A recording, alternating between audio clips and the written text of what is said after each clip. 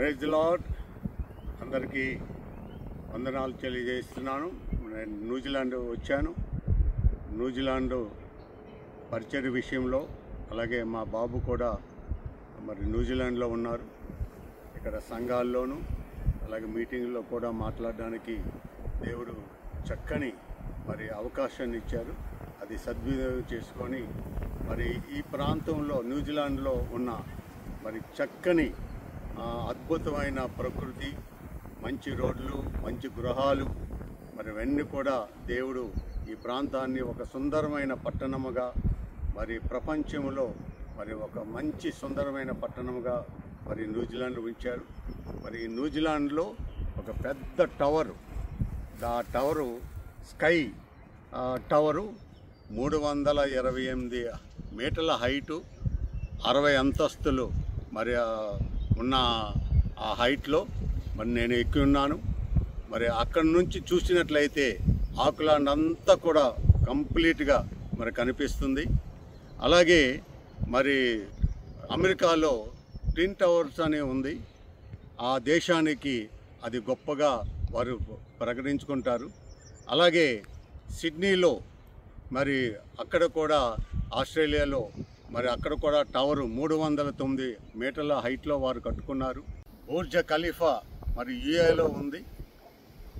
అక్కడ 820 మీటర్ల హైట్లో ఉంది. చైనాలో మరి 468 మీటర్ల హైట్లో వారు కూడా ఓరియంటల్ టవర్ను కట్టుకున్నారు. జపాన్లో మరి 634 మీటర్ల హైట్లో మరి స్కై ట్రీ వారు కట్టుకున్నారు. అలాగే ఈఫిల్ టవర్ కూడా 324 మీటర్లు వారు కట్టుకున్నారు.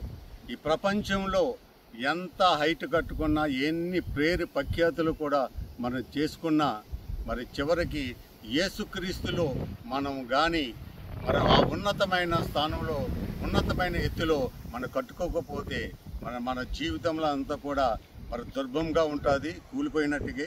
ఎప్పుడైనా ఈ టవర్స్ కానీ మరి కూలిపోతాయి. అలాగే మరి సొలొమోను మరి దేవాలయం 40 సంవత్సరాలు కట్టారు. దాన్ని సరిగా వారిని ఉపయోగించుకోలేక మరి ఆ దేవాలయం శిథిలమైపోయింది. మనకి కూడా దేవుడు 70-80 సంవత్సరాలు మరి ఈ దేవాలయ శరీరాన్ని మనకి ఇచ్చారు.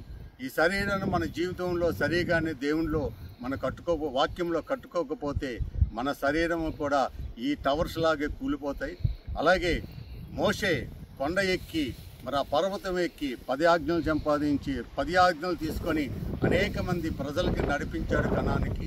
అలాగే యాకోబు రాత్రంతా ప్రార్థన చేసి ఆకాశానికి భూమికి నిచ్చెనని ప్రార్థన ఆయన చేసి ఆయన ఇజ్రాయెల్ దేశముగా మార్చుకోగలిగాడు.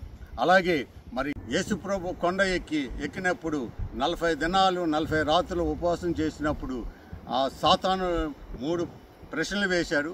ఆ 3 ప్రశ్నలకి యేసుప్రభు సమాధానాలు చెప్పాడు. ఆ సమాధానం ఏంటంటే మరి దేవాలయం శిఖరం మీదకు ఎక్కించి మరి అక్కడ నుంచి కిందకు దూకు అన్నప్పుడు నేను ఆ పరలోకం నుంచి భూలోకానికి వచ్చాను, నేను దూకడం ఏంటి? సో కాబట్టి దాన్ని సాతాను వెనక పొమ్మని ఆ సమాధానం చెప్పారు. అలాగే ఈ రాళ్ళు రొట్టెలుగా చేసుకోమని చెప్పినప్పుడు మరి ఇజ్రాయెల్ ప్రజలకి 40 సంవత్సరాలు మన్నాను ఇచ్చాను, సాతాన వెనక పొమ్మని వారు కూడా చెప్పారు. అలాగే కొండ ఎక్కినప్పుడు ఈ ప్రపంచం అంతా కూడా చూపెట్టి నువ్వు కానీ నాకు కాళ్ళు మొక్కినట్లయితే ఈ ప్రపంచం అంతా నీకు ఇచ్చేస్తాను అని చెప్పి, ఈ లోక రాజ్యాలన్నీ నీకు ఇచ్చేస్తానని చెప్పినప్పుడు సాతానా నువ్వు నాకు శోధించొద్దు, నువ్వు మ్రొక్కి వెనక వెళ్ళిపోమని అంటాడు.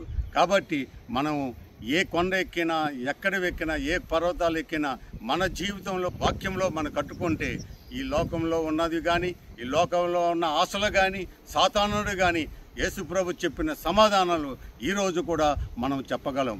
కాబట్టి మన జీవితాన్ని మనం బ్రతుకున్నప్పుడే మరి చక్కగా మన యేసుప్రభు దాంట్లో కట్టుకోవాలని కోరుకుంటూ ఈ మాటలు నేను ముగిస్తున్నాను. Wish you happy Christmas. God bless you. Thank you.